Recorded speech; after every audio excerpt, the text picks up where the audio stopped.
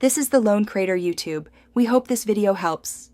In this video, I will show how to fix shift to park on Chevy Traverse. Start by pressing and holding the brake firmly while testing the shifter. Next, look under the dash for a stuck shift lock or a blown fuse and free any obstructions. If you hear no click, check the shift solenoid and wiring harness for damage. These simple checks often restore normal shifting without towing the vehicle. To manually release the shifter, find the small shift release slot by the gear lever and remove the plastic cover gently. Use a flat tool or key to depress the internal release button and hold it down while you move the shifter into park. Keep the parking brake engaged as a safety measure while you operate the manual release. This method gets you mobile quickly and avoids unnecessary towing for many Traverse owners.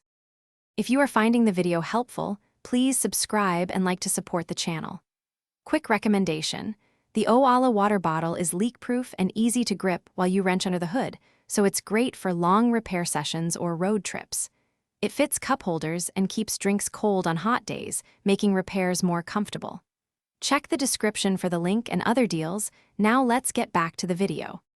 Electrical issues often cause a Chevrolet Traverse to fail to shift into park, so test the brake light switch first because it tells the interlock to release. Check connectors for corrosion or loose pins and repair any damaged wires. If tests show the shift solenoid or relay is bad, replace those components and retest.